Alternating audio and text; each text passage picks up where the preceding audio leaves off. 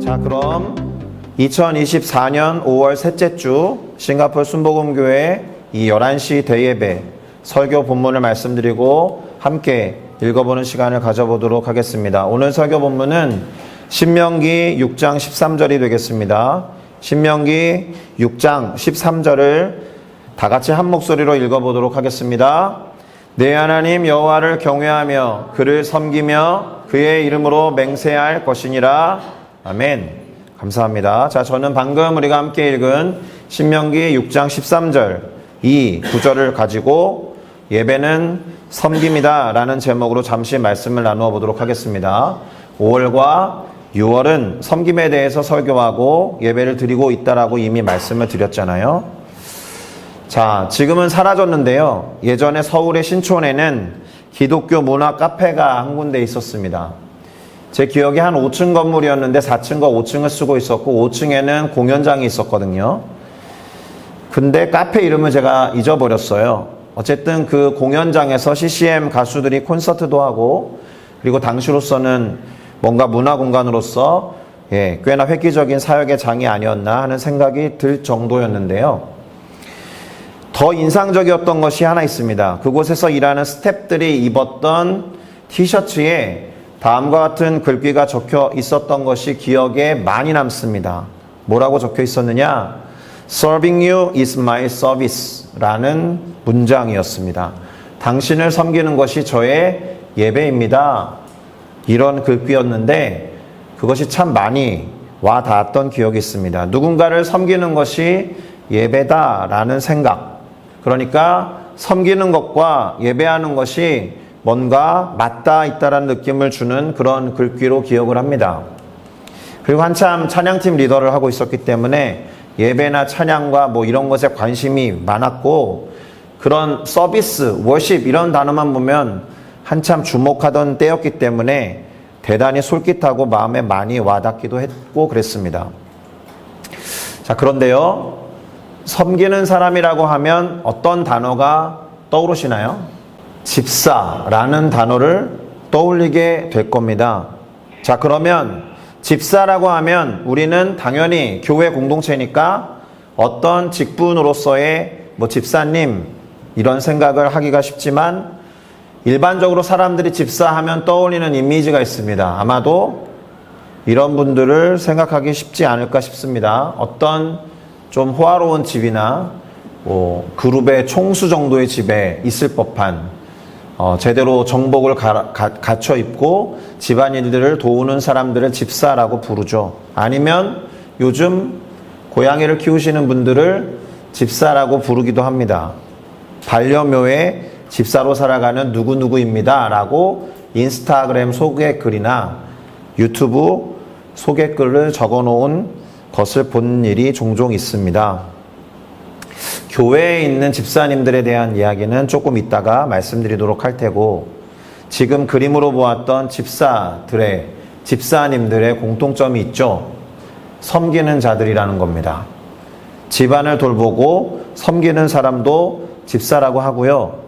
고양이를 돌보고 고양이를 섬기지는 않지만 고양이를 가족처럼 생각해서 아끼고 챙겨주는 사람을 집사라고들 많이 부르고 있습니다. 자, 그런데 오늘 우리가 함께 읽어보았던 설교 본문에도 이 섬긴다라는 단어가 등장했었습니다. 다시 한번 보도록 하겠습니다. 네 하나님 여호와를 경외하며 그를 섬기며 그의 이름으로 맹세할 것이니라 이렇게 기록하고 있었습니다. 이 구절이 신기한 건 크리스찬들 또는 기독교 장면에서 이루어지는 종교적이고 신앙적인 행위가 다 들어있다라는 거예요. 하나님을 경외하고 섬기며 예배하고 그의 이름으로 맹세하라는 것은 기도하라는 것이기 때문에 그렇죠. 그런데 이 구절에서 섬기며 라고 번역된 영어 단어를 한번 보시겠습니까? 노란 글씨로 도드라지게 해놨죠. worship이라고 되어 있습니다. 예배로 번역이 되어 있다라는 거예요. 우리말 성경은 그를 섬기며라고 했지만 영어 성경의 여러 버전 중에 하나는 월십이라는 단어로 옮겨놨다라는 겁니다. 예배로 번역이 되기도 하고 섬김으로 번역이 되기도 하는 단어인데 원어로는 이렇게 생겼습니다. 발음은 아바드라고 하고요. 보통은 노동하다, 일하다, 봉사하다 라는 뜻으로 번역이 되기도 하는데 왜 오늘 설교 본문이었던 신명기 6장 13절의 영어 성경 버전은 워십으로 번역을 해 놓았을까? 이런 생각이 듭니다. 예배와 섬김이라는 것이 그만큼 같은 의미로 사용될 때가 많기 때문에 그렇죠. 자, 그러고 봤더니 구약 성경에는 아바드라는 단어가 있는데 신약 성경에서도 이와 유사하게 사용되는 단어가 있습니다. 바로 이렇게 생겼는데요.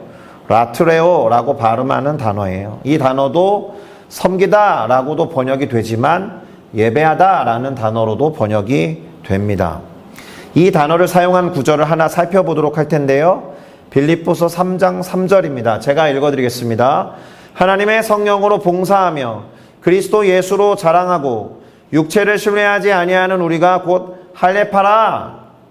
어려운 말이 나오죠. 할례파는 뭐야? 뭐 이런 생각이 들 텐데 첫 번째 줄만 편의상 보도록 하겠습니다.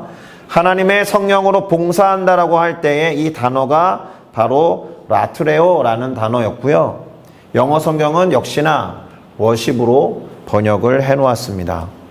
이처럼 우리말로 봉사하다, 섬긴다라는 뜻은 영어 성경 버전으로 갈 때나 원어의 또 다른 의미로 볼 때 월십, 예배라는 말하고 통하는 면이 있다라는 거예요. 다시 말하면 성경에 나오는 봉사와 섬김의 단어가 예배라는 의미로도 사용되는 경우가 제법 많이 있다. 그런 점에서 섬김과 예배는 서로 통하는 면이 많다. 이렇게 생각할 수 있겠습니다. 그러니까 예배가 곧 섬김이고 섬김이 곧 예배다라고 해도 지나친 말이 아닐 거다라는 겁니다. 동의가 좀 되십니까? 자, 그렇다면 예배가 섬김이고 섬김이 예배라고 한다면 우리는 가장 먼저 어떤 생각을 떠올려야 할까요? 예배하는 대상을 떠올려야죠. 예배의 대상을 생각해 봐야 한다는 것인데 예배는 우리가 누구에게 드립니까? 하나님에게 드린다라는 거죠. 예배를 받으시는 분이 하나님이다라는 거예요. 그러면 어떤 말을 할 수 있습니까? 예배의 대상, 곧 예배를 받으시는 분이 하나님이시기 때문에 섬김의 대상, 곧 섬김을 받으시는 분도 결국 하나님이 되셔야 한다는 뜻이 되겠죠. 자, 우리가 이 예배 가운데에서도 섬김의 요소가 많이 있지만 주변 사람들과 같이 관계를 형성해서 살아갈 때 누군가를 섬길 때 우리는 직접적으로 그 사람을 섬긴다라고 생각하겠지만 성경의 가치와 원어의 의미로 다가가서 생각해 보면 섬김의 궁극적인 대상은 하나님이 되신다라는 거예요. 그러면 기억하실지 모르겠는데요. 우리가 지난주에 섬김에 대해서 핵심 문장으로 살펴봤던 문장이 하나 있습니다. 기억이 나실까요? 설교 제목은 결코 쉽지 않다는 거였는데요. 무엇이 쉽지 않다는 말을 했죠? 섬김이 쉽지 않다라는 말을 하지 않았고요. 무슨 일을 하든지 죽게 하듯 하고 죽게 하듯 하는 게 도대체 뭐냐? 그거 너무 쉽지 않다. 그거 너무 어렵다라는 말을 한 기억이 있을 겁니다. 그렇죠? 죽게 하듯 하는 게 도대체 뭐냐? 그런데 골로새서 3장 23절을 한번 읽어보고 계속 얘기를 해볼게요. 무슨 일을 하든지 마음을 다하여 죽게 하듯 하고 사람에게 하듯 하지 말라 이렇게 기록하고 있어요. 사실 지난주 설교의 본문은 아니지만 비슷한 맥락의 이야기입니다. 무슨 일을 하든지 간에 죽게 하듯 한다라는 것은 여기에 섬김이라는 단어를 갖고 와도 똑같이 적용할 수 있다라는 거죠. 섬김을 한다면 마음을 다하여 죽게 하듯 해라. 사람에게 하듯 하지 말아라. 그 대상이 사람이어도. 그런데 지금 예배와 섬김이라는 단어를 살펴봤잖아요. 예배가 곧 섬김이고 섬김이 곧 예배라고 했듯이 예배의 대상이 하나님이라면 내가 섬기는 누군가 그 사람을 통해서 하나님이 섬김을 받는다라는 뜻이 되는 거예요. 맞습니까? 다시 말하면 누군가를 섬기는 것도 직접적으로는 그 누군가가 하나님이 아니라고 해도 결국 그 섬김은 하나님께로 돌아가게 된다라는 것이 성경의 대단히 중요한 흐름과 맥락입니다. 설득이 좀 되십니까? 실제로 성경에 그런 표현들이 나와요. 제가 근거를 대드려야겠죠? 마태복음 25장에는 이와 같은 이야기를 조금 더 노골적으로 해놓고 있음을 봅니다. 예수님께서 비유로 가르치신 내용에 다음과 같은 내용이 등장해요. 마태복음 25장 40절인데요. 역시나 제가 읽어보겠습니다. 임금이 대답하여 이르시되 내가 진실로 너에게 이르노니 너희가 여기 내 형제 중에 지극히 작은 자 하나에게 한 것이 곧 내게 한 것이니라 하시고. 자, 임금이라는 어떤 인물이 등장하는데요. 재판을 열었어요. 재판을 열어서 의인과 죄인을 구분하거든요. 또는 염소와 양을 구분해요. 그런데 구분하는 기준이 무엇이냐? 형제 중에 지극히 작은 자에게 한 것이 나에게 한 것이니까 그런 사람을 의로운 쪽으로 세워놓겠다라는 겁니다. 사람에게 행한 섬김이 이 왕에게 행한 것과 같다라는 비유로 말씀하신 거니까 상징성을 가지고 들여다보면 임금은 하나님이 되는 거예요. 하나님이 그렇게 말씀하신 것과 같다라는 겁니다. 하나님이 말씀하시기를 여기에 있는 내 형제들 중에서 지극히 작은 자에게 한 것이 나에게 한 것이다. 그런데 이 구절들을 잘 읽어보면 반대의 이야기도 하고 계세요. 이 구절과 짝이 되지만 그 의미에 있어서 완전히 반대가 되는 이야기가 마태복음 25장 45절에 나옵니다. 역시나 제가 읽어드릴게요. 이에 임금이 대답하여 이르시되 내가 진실로 너에게 이르노니 이 지극히 작은 자 하나에게 하지 아니하는 것이 곧 내게 하지 아니하는 것이니라 하시리니. 지극히 작은 자 하나에게 해야 하는 어떤 일이 있는데 그것을 하지 않았을 때 하나님에게 하지 않은 것이 된다라는 거죠. 그러니까 이 두 구절을 종합해서 정리해보면 이렇게 될 겁니다. 누군가를 섬기는 것이 하나님을 섬기는 것이라면 누군가를 섬기지 않는 것이 하나님을 섬기지 않는 것과 같을 수 있다. 섬기는 것이 해야 하는 일이라면 섬기지 않는 것은 죄를 범하는 것과 같아요. 무슨 말이죠? 제가 죄에 대해서 여러 번 말씀드릴 때 꼭 빼먹지 않고 하는 말이 있잖아요. 하지 말아야 할 것을 범하는 것도 죄지만 해야 할 마땅한 것을 행하지 않는 것도 소극적인 의미에서의 죄다. 그래서 섬겨야 하는데 섬기지 않는 것도 소극적인 의미에서는 죄가 될 수 있다라는 거예요. 예를 들어 볼까요? 엄마가 있어요. 엄마가 아기에게 젖을 주지 않아. 아기가 혹시 사망에 이르게 됐다면 젖을 먹여서 아이를 키워야 되는 엄마의 책임을 다하지 않음으로 인해서 살인죄로 처벌받는 거예요. 수영 강사가 있어요. 수강생이 물에 빠져서 허우적거리는 것을 보고 구조하지 않음으로써 그 수강생이 죽었다면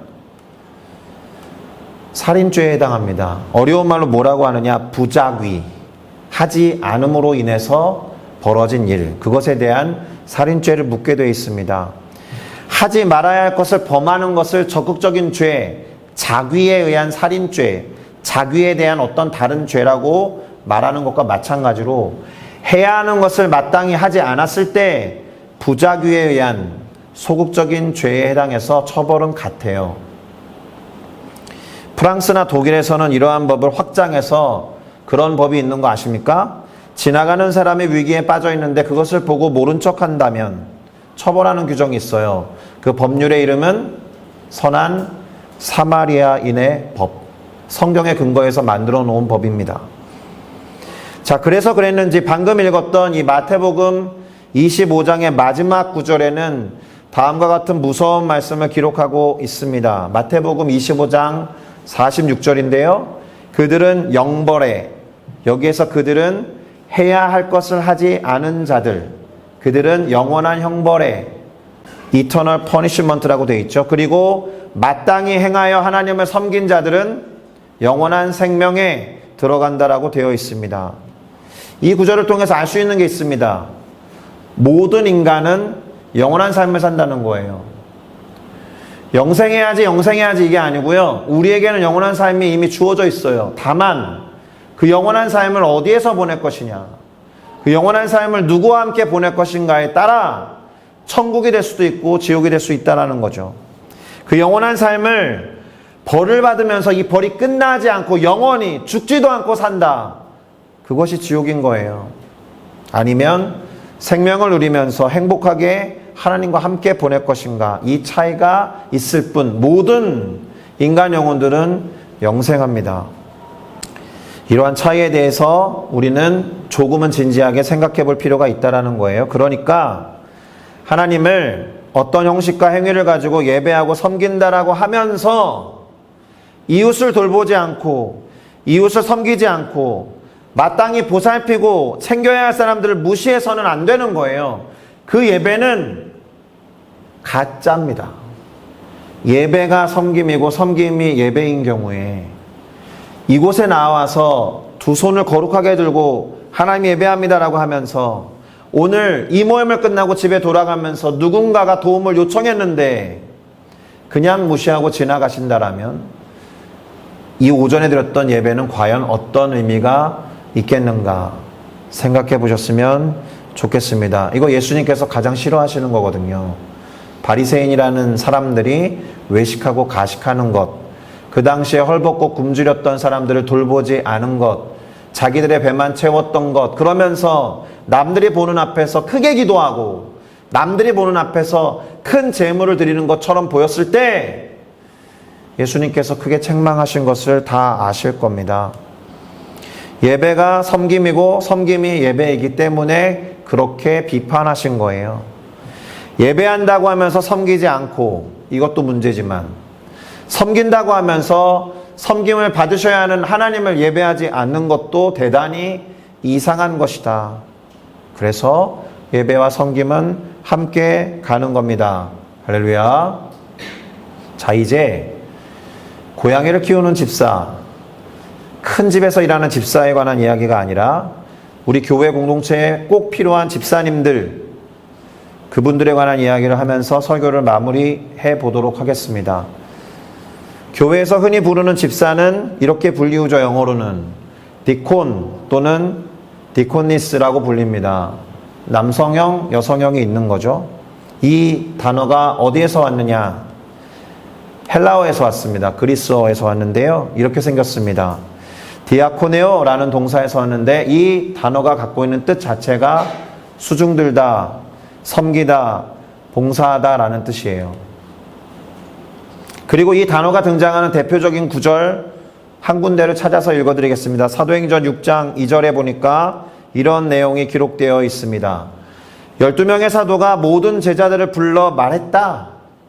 우리가 하나님의 말씀을 제쳐놓고 접대하는 일에만 일삼는 것이 마땅하지 아니하다. 이때 접대라는 단어가 헬라어 원어로는 디아코니아라는 단어, 아까 디아코노 거기에서 온 단어이고요. 영어로 보니까 서브라고 되어 있죠. 자신들이 너무 분주하고 바빴던 거예요. 12사도가. 이대로는 안 되겠다 싶어서 사람들을 불러 모아서 대책을 논하는 자리가 만들어진 겁니다. 문제가 뭐였느냐?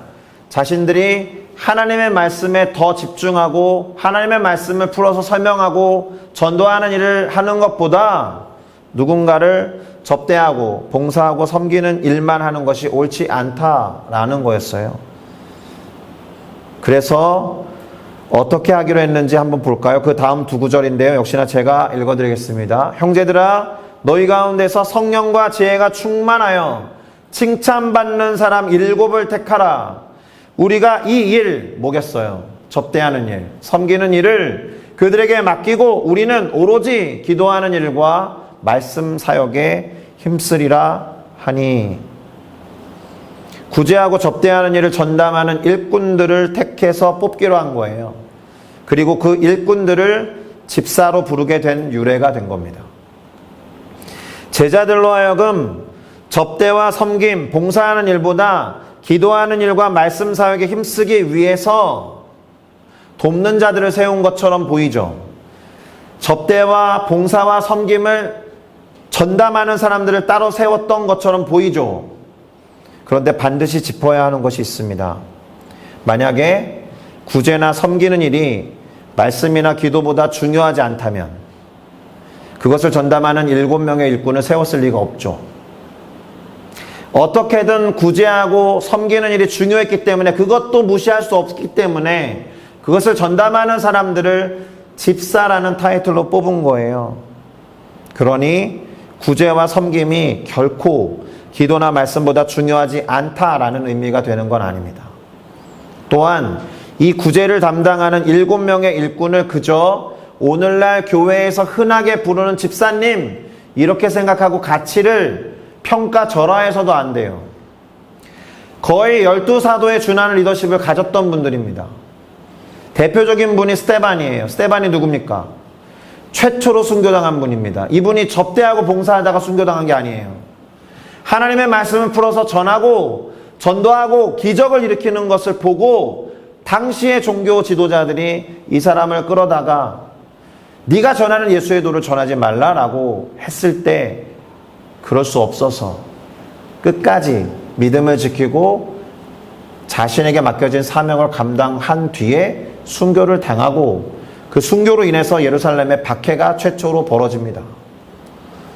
스데반 집사님 때문에 복음이 박해를 타고 유대 온 땅과 사마리아와 땅끝까지 흩어지게 된 거예요. 스데반 집사의 순교가 없었으면 우리에게 복음이 오지도 않았다는 말입니다. 두 번째, 7명 중에 한 분이셨던 빌립 집사는 유대인들이 뭐같이 생각해서 개 같아서 그 동네에 돌아갔던 사마리아 땅에 복음을 전한 사람이에요. 구제하는 일이나 봉사하는 일로 전담하기 위해서 제자들보다 조금 격이 떨어지고 리더십이 조금 부족한 사람들을 뽑은 게 아니었다라는 겁니다. 이곳에 있는 집사님들, 집사의 정체성은 그런 거예요. 목사가 말씀을 가르치고 기도에 전념한다고 해서 이곳에 있는 집사님들이 목사보다 권위적으로 밑에 있다거나 그런 거 아닙니다. 교회 공동체 한 몸을 이루면서 함께 연합해 가는 거예요. 그러니 다시 정리해서 말씀드립니다. 섬김이 예배이고 예배가 섬김이다 라는 이 말은 그 섬김과 예배의 대상이 하나님이라는 뜻이고, 그래서 주 하나님께 하듯하여 섬기라는 의미가 되는 것이니까 지난주로부터 연결이 되는 겁니다. 예배와 섬김은 결코 분리될 수 없다. 그것을 받으시는 분이 하나님이시기 때문에 그렇습니다. 할렐루야. 마지막으로 예배에 대해서 이 한마디만 하고 마무리하겠습니다. 흔히 예배에 대해서 그런 말 하죠. 영과 진리로 예배한다. 자, 그러면 우리가 영과 진리로 예배를 해야 한다면 동일하게 영과 진리로 섬겨야죠. 예배하는 삶은 우리들의 일상 속에서 누군가를 섬기는 삶으로 그렇게 확산되고 완성되어야 하는 거예요. 영과 진리로 예배하듯이 영과 진리로 누군가를 섬기면서 하나님을 알아가도록 해야 한다는 거예요. 옛날에 영과 진리로 번역하기 전에는 신령과 진정으로라는 표현 썼거든요. 진정을 다해서, 정성을 다해서 그렇게 섬겨야 한다는 겁니다. 영과 진리로 예배한다라고 할 때 예배로 번역된 단어를 말씀드리고 설교를 마무리하겠습니다. 예수님께서 사마리아 수가성의 여인을 만나셨어요. 여기도 웃기는 장면이죠. 예수님은 어쨌든 혈족으로는, 민족적으로는 유대인이거든요. 사마리아인을 뭐라고 생각했다고 유대인들이? 개만도 못한 짐승들. 그래서 그 땅을 지나가지 않아요. 돌아갑니다. 그런데 예수님은 사마리아의 수가라는 마을에 들어가서 그것도 어떤 여인을 만나요. 그리고 그 여인에게 영과 진리로 예배할 때가 오나니 곧 이때라 라고 말씀하실 때 예배라는 단어로 이 단어를 사용하셨습니다. 프로스퀴네오라는 그리스어인데요. 흔히 경배하다, 절하다, 예배하다로 번역되지만 특이하게 이 단어가 키스라는 의미를 갖고 있습니다. 입맞춤하다. 프로스, 누군가를 향하여. 퀴네오, 입맞춤하다. 누군가를 맞아들일 때, 호스트가 게스트에게 인사할 때 입맞추듯이, 어떤 분은 어떤 문화권에서는 게스트가 올 때 호스트가 무릎을 꿇고 발에 입을 맞추듯이, 그래서 저것이 예배라는 단어가 된 거예요. 예배는 하나님을 향하여 입을 맞추는 것. 영과 진리라는 말이 그래서 사랑하는 이에게 입을 맞추는 모습으로 예배를 잘 표현한 것 같아서 신령과 진정으로로 번역했었어요, 한때는. 누군가를 섬길 때 그 사람의 가장 더러운 부분에 입을 맞출 수 있어야죠.